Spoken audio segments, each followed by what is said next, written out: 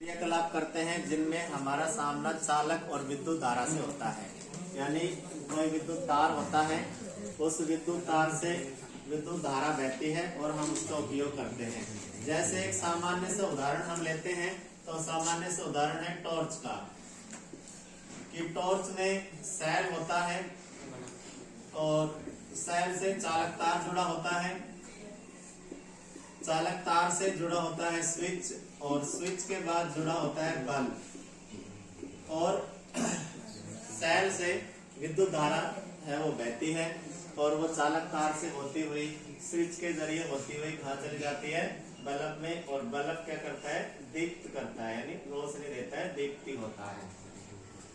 तो यहाँ पर सेल से आई है, जो सेल से आई है वो आई है विद्युत धारा, और वो क्या कर रही है, बल्ब को रोशनी दे रही है, टॉर्च को जला रही है। ठीक है, तो अब ये बात करें कि ये विद्युत धारा आई कहाँ से, कि आई कहाँ से है, कहाँ से बनी है। तो इसको समझने के लिए हम ये मानते क्या होता है, कोई भी चालक तार वो धातु का बना होता है। ठीक है, और चालक तार जो होता है उसमें धातु में पाए जाते हैं इलेक्ट्रॉन। कौन पाए जाते हैं, इलेक्ट्रॉन। जैसे विद्युत परिपथ में इलेक्ट्रॉन गति करते हैं, इलेक्ट्रॉन करते हैं गति, और इलेक्ट्रॉनों की गति के कारण से आवेश का निर्माण होता है, और ये आवेश के बहने से क्या बनती है, विद्युत धारा।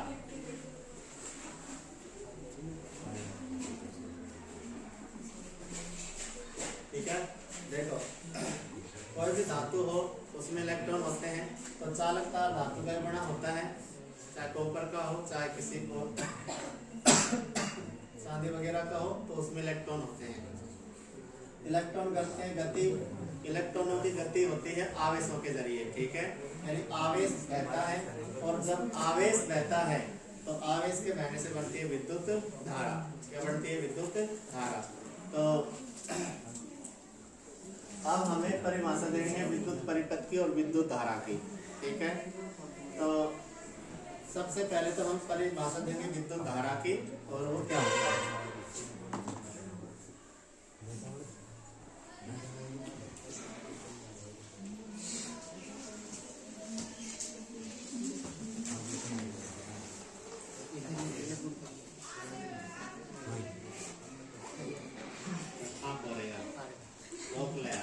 परिपथ बन जाता है। ठीक है, और एक परिपथ ऐसा बनता है जो क्लोज होता है, बंद होता है, और जिसमें लगातार आवेश प्रवाहित होता रहता है, आवेश बहता रहता है, और टॉर्च जलती रहती है। तो उसी से विद्युत परिपथ की परिभाषा बनेगी। विद्युत धारा के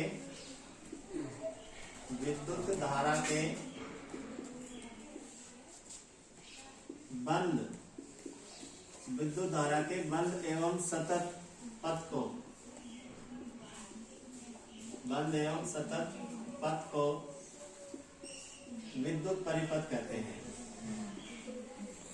लगाया है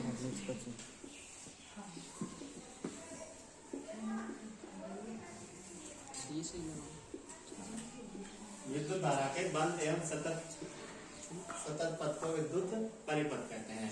जैसे ये हमने जोड़ दी बैटरी, और उसके बाद ये हमने जोड़ दिया यहाँ पर स्विच, फिर उसके बाद में यहाँ पे जोड़ दिया हमने बल्ब, और ऐसे सबको जोड़ दिया।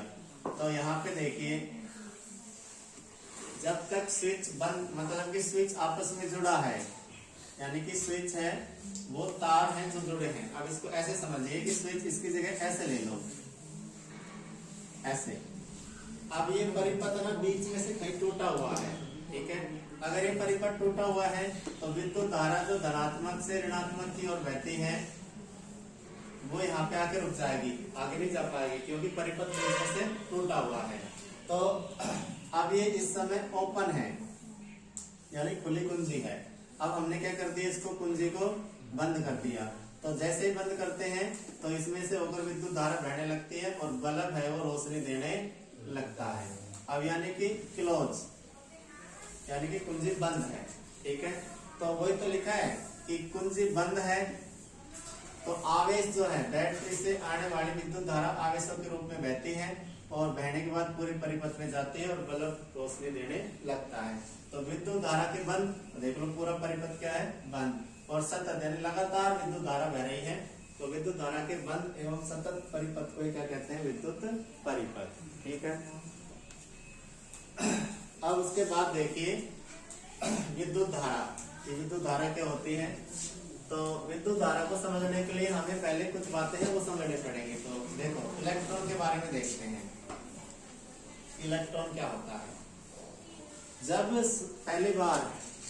पहली बार ये विद्युत धारा और विद्युत परिपथ के बारे में बताया ना, उस समय इलेक्ट्रॉन की जानकारी नहीं थी। तो क्या माना गया, तो माना यह गया कि विद्युत परिपथ में प्रोटॉन बहते हैं। कौन बहते हैं, प्रोटॉन, और प्रोटॉन जो बहते हैं वो इलेक्ट्रॉनों की विपरीत दिशा में बहते हैं, इलेक्ट्रॉनों के विपरीत दिशा में गति करते हैं। पहले जब सर्वप्रथम ऐसा विद्युत धारा और विद्युत परिपथ के बारे में बताया गया, उस समय तक इलेक्ट्रॉन की खोज नहीं हुई, इलेक्ट्रॉन था ही नहीं। तो क्या माना गया कि विद्युत परिपथ में आवेश बहता है और उस आवेश को कहते हैं धनावेश। कौन सा आवेश, धनावेश। तो धनावेश जो है वो प्रोटॉन के कारण बहता है, और ये धनावेश जो होता है बाद में इलेक्ट्रॉन की जब खोज हुई तो पता लगा कि इलेक्ट्रॉन जो बहते हैं उनकी विपरीत दिशा में क्या बहता है, धनावेश बहता है, और धनावेश के कारण विद्युत धारा बढ़ती है। पहले ये माना गया, लेकिन बाद में इलेक्ट्रॉन की खोज हो गई, और इलेक्ट्रॉन की खोज हुई तो एक परिभाषा दी गई कि जब इलेक्ट्रॉन बहते हैं तो इलेक्ट्रॉनों के ऊपर होता है चार्ज, आवेश, तो आवेश बहता है। इलेक्ट्रॉन के ऊपर चार्ज कितना होता है, यानी एक इलेक्ट्रॉन का आवेश, एक इलेक्ट्रॉन का आवेश, एक इलेक्ट्रॉन पर आवेश होता है 1.6 इंटू 10⁻⁻19 कूलम, इतना आवेश होता है। तो एक इलेक्ट्रॉन जब बहेगा तो ये आवेश भी बहेगा, आवेश भी गति करता है, और आवेश जब गति करेगा तो आवेश के प्रवाह की दर को विद्युत धारा कहते हैं। तो विद्युत धारा की परिभाषा बन गई कि आवेश के प्रवाह की दर को, आवेश के प्रवाह की दर को, और प्रवाह की दर, दर का मतलब होता है समय का भाग, आवेश के प्रवाह की दर को विद्युत धारा कहते हैं।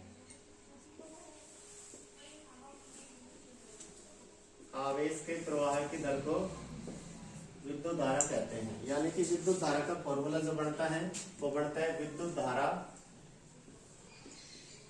बराबर बनेगा आवेश, और आवेश के बाद में आवेश और उसमें दर यानी समय का भाग। यानी विद्युत धारा को यदि I से लिखें, आवेश को Q से लिखें, तो समय को T से लिखें, तो ये बन जाता है फॉर्मूला I बराबर Q/T, विद्युत धारा का फॉर्मूला। आवेशों की प्रवाह की दर को क्या कहते हैं, विद्युत धारा, और I बराबर Q/T, ये फॉर्मूला हमें प्राप्त होता है। एक इलेक्ट्रॉन का आवेश होता है इतना, और बात करें एक कूलम आवेश में, यानी कि ये जो मात्रक है आवेश का वो है कूलम। तो एक कूलम आवेश में कितने इलेक्ट्रॉनों के तुल्य आवेश होता है, तो वो होता है 6 × 10⁻18 इलेक्ट्रॉनों के आवेश के तुल्य आवेश होता है। ये छोटे छोटे प्रश्न है जो बीच में आता है, दोबारा सुनो। एक इलेक्ट्रॉन का आवेश तो उतना होता है 1.6 × 10⁻⁻19, 10⁻⁻19 का मतलब बहुत छोटा आवेश होता है, 0 से भी बहुत कम।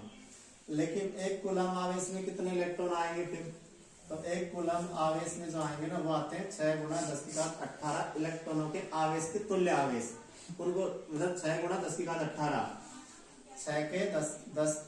6 के गुणा करो 10 से, और 10 के आगे 18 जीरो, उतना जो आवेश बनेगा ना वो एक कूलम के बराबर आएगा। ठीक है, तो एक कूलम आवेश कितने के बराबर होता है, 6 × 10⁻18 इलेक्ट्रॉनों के आवेश के तुल्य आवेश के बराबर होता है।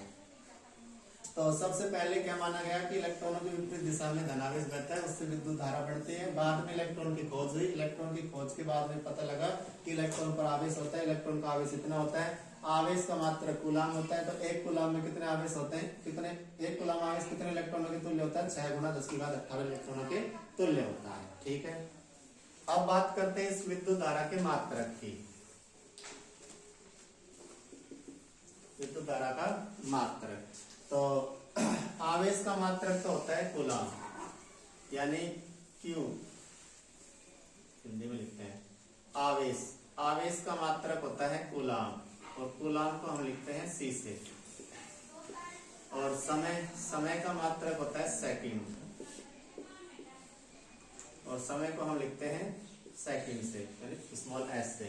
तो विद्युत धारा का मात्रक क्या बनेगा, I का मात्रक क्या होगा वो देखो, I का मात्रक होगा कूलाम बटे सेकंड, क्योंकि आवेश का मात्रक कूलाम और समय का मात्रक सेकंड।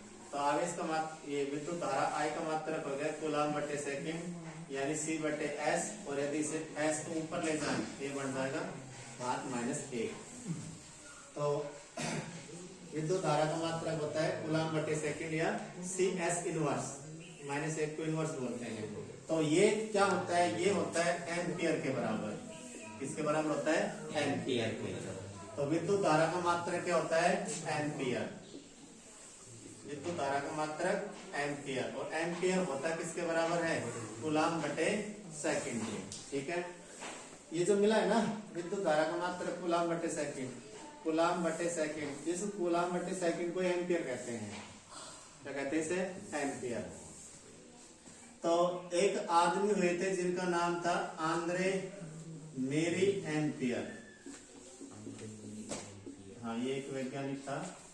इस आंद्रे मेरे एम्पियर ने क्या किया, इस विद्युत धारा की मात्रक खुद के नाम के आधार पर एम्पियर दिया, और ये एम्पियर होता है किसके बराबर है, तो एम्पियर बराबर होता है कूलाम बटे सेकंड के। ठीक है, तो कूलाम बटे सेकंड को एम्पियर कहते हैं। अब हमें देनी है 1 एम्पियर की परिभाषा। 1 एम्पियर की परिभाषा, तो 1 एम्पियर की परिभाषा क्या होगी, तो यहाँ पे सब जगह एक लगा दो। ठीक है, तो क्या परिभाषा पड़ेगी, प्रति सेकंड किसी चालक तार से 1 कूलाम आवेश प्रवाहित हो तो विद्युत धारा कितनी होगी, 1 एम्पियर। तो परिभाषा बन जाएगी प्रति सेकंड चालक से या चालक तार से 1 कूलाम आवेश प्रवाहित हो, 1 कूलाम आवेश प्रवाहित हो तो विद्युत धारा 1 एम्पियर होगी।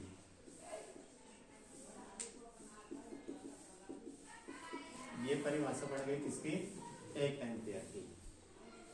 इसके अलावा एम्पियर का मात्रक करें तो एम्पियर के अन्य मात्रक, यानी विद्युत धारा के अन्य मात्रक, तो अन्य मात्रकों में यदि हम बात करें तो एक होता है 1 मिली एम्पियर, ये होता है 10⁻³ एम्पियर के बराबर। एक होता है माइक्रो एम्पियर, ये होता है 10⁻6 एम्पियर के बराबर होता है। तो छोटे मात्रक हैं। अब दोबारा सुनिए पूरी बात को ना, गिच हो गया होना भी जरूरी है।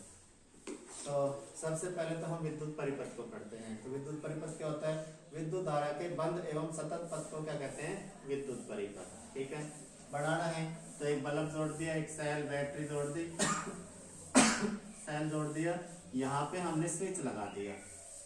ठीक है, ये कुंडी है या स्विच है और विद्युत धारा बह रही है। तो विद्युत धारा बहेगी तो क्या होगा, बल्ब रोशनी देगा। तो यहाँ पर क्या है, जब ये स्विच बंद होगा, क्लोज होगा, तो ये विद्युत धारा बहेगी, यानी इलेक्ट्रॉन गति करेंगे। तो इलेक्ट्रॉन के कारण आवेश बहते हैं, आवेशों के कारण विद्युत धारा बहती है। इलेक्ट्रॉन बहते हैं तो इलेक्ट्रॉनों पर उपस्थित आवेश भी गति करता है, आवेश गति करता है तो विद्युत धारा बढ़ती है। ठीक है, तो इसमें विद्युत धारा बहेगी और बल्ब रोशनी देगा।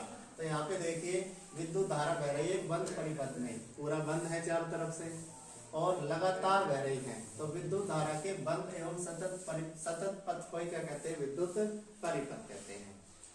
अब पहले क्या था कि ये माना गया कि इलेक्ट्रॉन तो थे नहीं उस समय, इलेक्ट्रॉन खोज बाद में हुई, तो ये माना गया कि प्रोटॉन जो होते हैं, यानी धनावेश जो होता है, धनावेश जो बहता है वही आवेश के बहने की दिशा है, लेकिन ऐसा नहीं है। तो बाद में जब इलेक्ट्रॉन की खोज हुई तो बाद में पता चला कि इलेक्ट्रॉन तो बहते हैं विपरीत दिशा में और इनके विपरीत कौन बहते हैं, धनावेश। धनावेश का मतलब प्रोटॉन या अन्य प्रकार का आवेश जो विद्युत धारा को ले जाता है वो बहता है। तो इलेक्ट्रॉनों की विपरीत दिशा में धनावेश रहते हैं। अब हमें पता होना चाहिए कि इलेक्ट्रॉन किधर रहते हैं।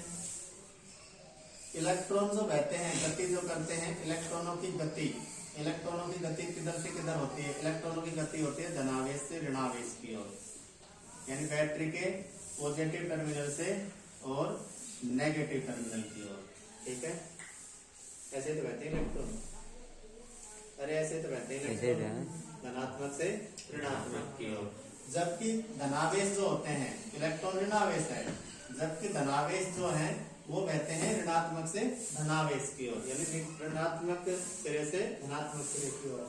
तो धनावेश जो है, प्रोटॉन जो है, उनके विपरीत दिशा में गति कौन करते हैं, इलेक्ट्रॉन। तो पहले इलेक्ट्रॉन तो थे नहीं, धनावेश को माना गया। तो धनावेश को बताया गया कि धनावेश जो बहता है वही विद्युत धारा ले जाता है। लेकिन ऐसा बाद में जब इलेक्ट्रॉन आया तो इलेक्ट्रॉन के बारे में बताया कि धनावेश के विपरीत दिशा में इलेक्ट्रॉन गति करते हैं, या इलेक्ट्रॉनों के विपरीत दिशा में धनावेश गति करते हैं। ऐसी बातें बताई गई। अब इसमें लगातार विद्युत धारा बह रही है, तो आवेश बह रहा है। अब आवेश के प्रवाह की दर को हम विद्युत धारा कहते हैं। तो आवेश के प्रवाह की दर को ही क्या कहा जाता है, विद्युत धारा। तो विद्युत धारा बराबर आवेश बटे लगा समय। तो आवेश को हम लिखते हैं Q से और समय को लिखते हैं T से। तो I विद्युत धारा I बराबर Q/T। देखो प्रतीक अलग अलग हो सकते हैं। जैसे विद्युत धारा को इलेक्ट्रिक करंट बोलते हैं इंग्लिश में, इलेक्ट्रिक करंट। लेकिन इसका इलेक्ट्रिक करंट में देखो ना तो E काम में लिया ना C काम में लिया, क्या काम में लिया, I। तो प्रतीक है जिससे दिया गया उससे दिया गया। तो विद्युत धारा का प्रतीक I, आवेश का सिंबल यानी प्रतीक है Q और समय का T। तो एक इलेक्ट्रॉन पर जो आवेश होता है वो होता है 1.6 इंटू 10⁻⁻19 कूलम। ये मान है ना एग्जैक्ट याद रखने चाहिए। जैसे प्रकाश का वेग होता है 3 × 10⁸ मीटर बटे सेकेंड, ठीक उसी तरह एक इलेक्ट्रॉन का आवेश होता है 1.6 इंटू 10⁻⁻19 कूलम। अब ये आवेश जो बहता है ये कूलम, तो एक कूलम में कितना आवेश बढ़ेगा, तो एक कूलम में जो आवेश बढ़ता है ना वो बढ़ता है 6 × 10⁸ इलेक्ट्रॉनों के तुल्य आवेश के बराबर समावित आवेश, वो एक कूलम आवेश होता है। तो अब तुम कहोगे हमें एक कूलम आवेश की क्या जरूरत पड़ी, फिर भाई यहाँ 1 एम्पीयर की परिभाषा कैसे बनाओगे। 1 एम्पीयर की परिभाषा के लिए 1 कूलम आवेश चाहिए, तो हमें पता होना चाहिए कि 1 कूलम आवेश कितने इलेक्ट्रॉनों के तुल्य होता है, 6 × 10⁸ इलेक्ट्रॉनों के तुल्य आवेश के बराबर होता है। यानी कि 6 × 10⁸ इलेक्ट्रॉनों को पकड़ो और आपस में मिलाओ, उनके ऊपर जितना आवेश बढ़ेगा ना उतना आवेश 1 कूलम आवेश है। ठीक है, अब बात करते हैं इसके मात्रक की। तो आवेश का मात्रक होता है कूलम, समय का मात्रक सेकंड, छोटे s से लिखते हैं। तो विद्युत धारा का मात्रक क्या बनेगा, कूलम बटे सेकंड। और इस कूलम बटे सेकंड को हम सेकंड को ऊपर ले जाएंगे तो घात ऋणात्मक हो जाएगी, सेकंड इनवर्स। तो कूलम सेकंड इनवर्स, इसे कहा जाता है एम्पियर। क्या कहते हैं इसे, एम्पियर। तो विद्युत धारा का मात्रक क्या होता है, एम्पियर। आगे देखिए, तो एक वैज्ञानिक हुए आंद्रे मेरी एम्पियर, और आंद्रे मेरी एम्पियर ने क्या किया, खुद के सम्मान में विद्युत धारा का मात्रक एम्पियर रखा। ठीक है, तो 1 एम्पियर बराबर होता है 1 कूलम बटे सेकंड। कहते हैं यहाँ से 1 एम्पियर की परिभाषा बना सकते हैं कि नीचे बटे में है सेकंड, तो प्रतिशत लगा दो, बटे में जब भी है तो क्या लगा दो, प्रतिशत। तो प्रति सेकंड चालक तार में 1 कूलम आवेश प्रवाहित हो तो विद्युत धारा भी कितनी होगी, 1 एम्पियर होगी। या फिर हम ऐसे कह सकते हैं कि प्रति सेकंड प्रवाहित होने वाले आवेश की मात्रा को 1 एम्पियर कहते हैं। 1 सेकंड में प्रवाहित होंगे तो कूलम की मात्रा भी 1 ही होगी, तो 1 एम्पियर विद्युत धारा बहेगी। तो प्रति सेकंड चालक तार से 1 कूलम आवेश प्रवाहित हो तो विद्युत धारा 1 एम्पियर होगी। एम्पियर के अन्य मात्रक हैं, 1 मिली एम्पियर, छोटा m है, मिली है, तो 1 मिली एम्पियर होता है 10⁻³ एम्पियर। ठीक है, 1 माइक्रो एम्पियर, और ये कितने के बराबर होता है, 10⁻⁶ एम्पियर। तो 1 मिली एम्पियर जो होता है वो तो होता है 10⁻³ एम्पियर के, और 1 माइक्रो एम्पियर जो होता है वो होता है 10⁻⁶ एम्पियर के बराबर होता है। ठीक है, 3 प्रश्न है, कौन कौन से, विद्युत धारा की परिभाषा दीजिए। इसके बाद में 1 एम्पेयर की परिभाषा दीजिए और एक क्वेश्चन हो रहा है कौन सा? 1 कूलम आवेश। हाँ, 1 कूलम आवेश की परिभाषा दीजिए। 1 कूलम आवेश कितने के बराबर होता है? 6 गुणा 10 की घात 18 इलेक्ट्रॉनों के तुल्य आवेश के बराबर होता है। ठीक है, तो ये